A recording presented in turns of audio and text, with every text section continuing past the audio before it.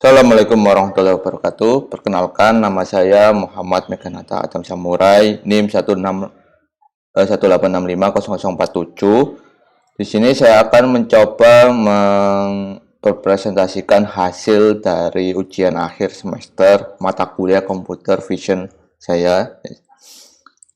Lalu selanjutnya di sini saya diberikan 3 soal tugas. Yang pertama soal tugas adalah dengan soal sebuah algoritma identifikasi ekspresi wajah senang diuji dengan 100 ekspresi wajah yang terdiri dari 80 wajah senang dan 20 wajah marah. Jika senang berhasil yang dideteksi adalah 70, yang terdiri dari 65 wajah senang dan 5 wajah marah. Tentukan akurasi, presisi, dan sensitivitas dari algoritma tersebut.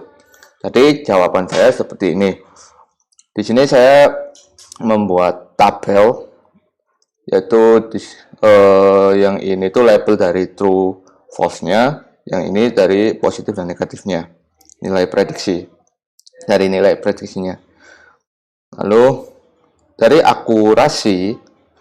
sisi akurasinya itu menggunakan rumus true positif dibagi dengan true negatif. True positif ditambah true negatif, false positif ditambah false negatif. Jadi seperti ini, sama dengan 65 ditambah 15, terus dijumlah ini jadi 80 per 100 sama dengan 0,8 dan dibulatkan lagi menjadi 80%. Lalu untuk nilai presisi, dari sisi presisinya itu menggunakan rumus true positif dibagi per true positif ditambah false positif sama dengan 65 per 70. Lalu jadi pecahan 0,92 lalu dibagi menjadi ke nilai persen, jadi 92%. Untuk yang sisi recall, tingkat banyaknya kebenaran menggunakan rumus true positif ditambah dengan per true positif dan ditambah false negatif sama dengan 65 per 80 sama dengan 0,81 dan dijadikan persen jadi 81%. Seperti itu untuk nomor 1. Lalu lanjut ke soal 2. Perbaikilah gambar berikut dengan menggunakan teknik engagement pada MATLAB. Jelaskan mengapa Anda memilih teknik tersebut. Jadi untuk nomor 2 ini saya sudah membuat programnya, dan hasil dari program tersebut seperti ini. Ada 3 jenis gambar yang awalnya memiliki noise dan sampai akhir. Di sini saya menggunakan winter filter. Lalu untuk codingannya itu seperti ini. Jadi mengapa bisa terjadi seperti itu prosesnya? Jadi noise merupakan penyebab utama penurunan kualitas citra. Proses penghilangan noise pada pengolahan citra disebut denoising. Jadi denoising perlu dilakukan karena suatu noise dapat menghalangi pengambilan informasi pada citra tersebut.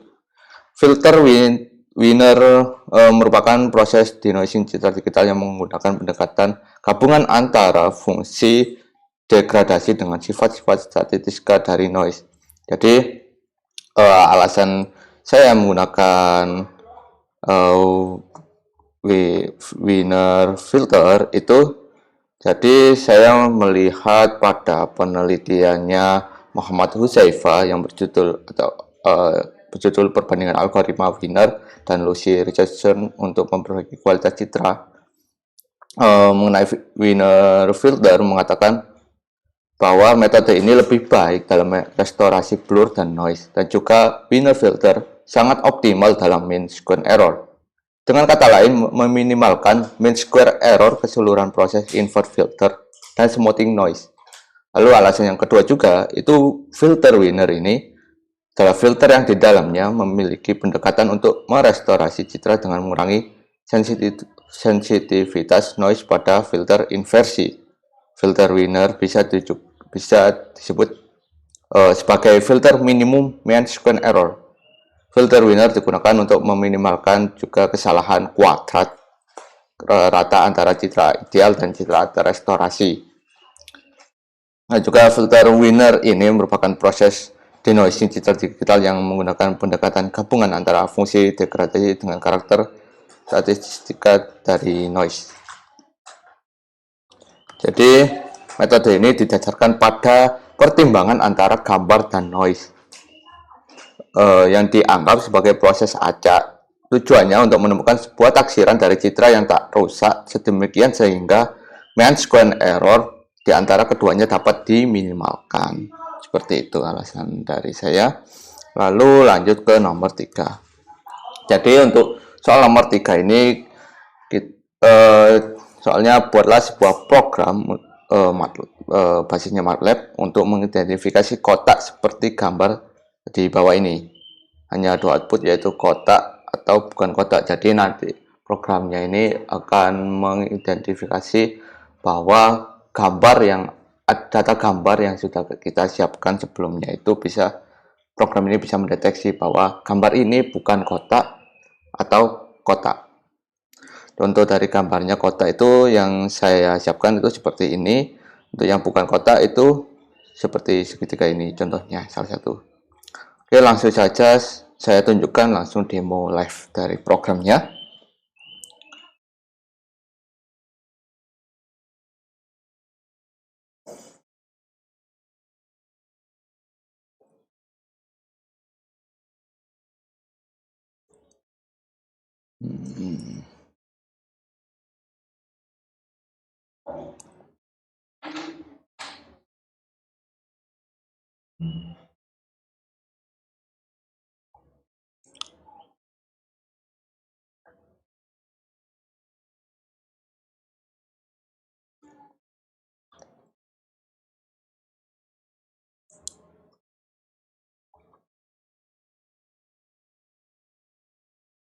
Jadi seperti ini untuk nomor 3. Sebelumnya sudah saya siapkan gambar, yaitu ada di folder data latih, dimana di folder tersebut sudah saya campur antara gambar kotak dan juga bukan kotak. Untuk bukan kotak itu seperti ini, datanya campur random semua bangun. Untuk yang kotak pastinya yang bentuknya kotak. Kemudian di sini ada dua file, yaitu file pertama ini sebagai membuat data training atau data latih agar nanti waktu proses prediksinya semakin bisa lebih akurat. Pertama saya merunning pertama kita merunning program untuk data latihnya. Jadi di sini saya mengambil semua gambar seperti biasanya, mengambil semua gambar dari data latih, lalu memproses. Di sini saya melakukan proses bahwa jadi pada proses ini melakukan image processing yang mendeteksi bahwa semua gambar ini diubah menjadi dihitung melalui dari areanya, perimeter, and centricity-nya. Itu semua dihitung, lalu diklasifikasi, dikelompokkan bahwa yang bukan kotak itu akan diberi label seperti ini, yang yang kotak diberi label kotak seperti itu. Kemudian saya coba run. Nah, seperti ini menunjukkan setelah kita melakukan proses trainingnya, menunjukkan bahwa data di sini yang berwarna merah ini menunjukkan bahwa untuk bukan kotak jumlahnya seperti ini areanya. Lalu untuk kotak itu ada di sebelah sini atas, jadi ada pembatas antara grouping data bukan kotak dan kotak. Seperti itu. Setelah kita melakukan proses trainingnya, maka akan didapatkan file dari training tersebut, yang dimana file ini nanti bisa digunakan untuk proses akurasi lebih baik lagi pada ini program yang sudah saya buat untuk tes yang ketiga. Jadi pada tes ketiga ini kita sudah mendapatkan data trainingnya, lalu kita proses kembali untuk mendapatkan hasil yang akurasi dan presisi. Pertama, kita mengambil semua gambar latihnya, lalu menghitung total dari gambar yang disimpan pada variabel total data. Lalu di sini kita membuat array area dan perimeter yang bernilai 0 untuk menampung fitur dari area, perimeter, compactness, eccentricity. Lalu pada proses image processingnya, jadi semua gambar yang sudah kita dapatkan, kita proses dengan melakukan komplement gambar hitam, putih, atau putih hitam. Terus operasi morfologi yang mengisi lubang dengan warna. Lalu menghitung posisi dan ukuran terkecil yang mengandung objek. Jadi semua gambar yang mengandung objeknya itu menghitung posisi dan ukuran dari objeknya. Lalu hasil bounding box disimpan di variabel bb ini. Kemudian gambar di crop sesuai dengan hasil bounding box-nya. Lalu gambar dinormalisasi menjadi ukuran 256 kali 256. Jadi semua gambar yang sudah diproses itu nanti agar pada perhitungan atau prediksinya itu sama, maka semua gambar ini akan diubah menjadi ukuran pada 256 pixel. Seperti itu. Kemudian setelah selesai mengekstraksi fitur area dan parameter, jadi nanti lalu hasil ekstraksi fitur disimpan di variabel area dan parameter dan disimpan dalam train setnya. Jadi ini setelah selesai menghitung compactness, disimpan juga data eccentricity-nya dan disimpan pada ini test set, ini variable test set. Lalu kita jalankan file, kita load file svmm model yang ada di ini. Jadi kita prediksi bahwa apakah data set yang data training yang sudah kita jalankan sebelumnya, apakah hasilnya sama dengan dataset yang ada di file prediksinya ini. Kita jalankan.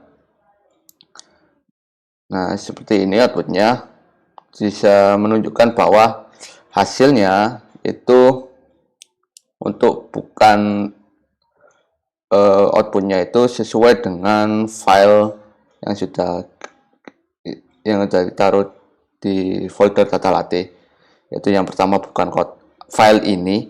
Apakah file ini kotak apa? Bukan. Di sini menjawab, di programnya menjawab bukan kotak. Jadi benar, maka data gambar ini bukan kotak. Lalu untuk yang kotak, apakah ini datanya kotak apa bukan? Jadi ketika diproses tadi di training menunjukkan bahwa data gambar ini kotak. Lalu ada juga untuk groupingnya, sudah di grouping atau dikelompokkan bahwa jumlah kotak dan bukan kotaknya itu nilai 25. Jadi totalnya 50. Seperti itu. Jadi pada tabel nilai sebenarnya dan nilai prediksi itu true positif, dan false positifnya itu 25. Jadi tadi recall dari tingkat banyaknya kebenarannya itu true positifnya 25 dan false negatifnya itu 25. Jadi untuk rumusnya yang saya gunakan itu true positif dibagi per true positif dan ditambah positif false negatif sama dengan 25 per 25 plus 0 sama dengan 100%. Mungkin itu saja yang bisa saya jelaskan untuk ujian akhir semester kali ini. Terima kasih sebelumnya. Saya mohon maaf apabila ada salah kata atau salah ucap. Terima kasih atas waktunya. Saya kira Assalamualaikum warahmatullahi wabarakatuh.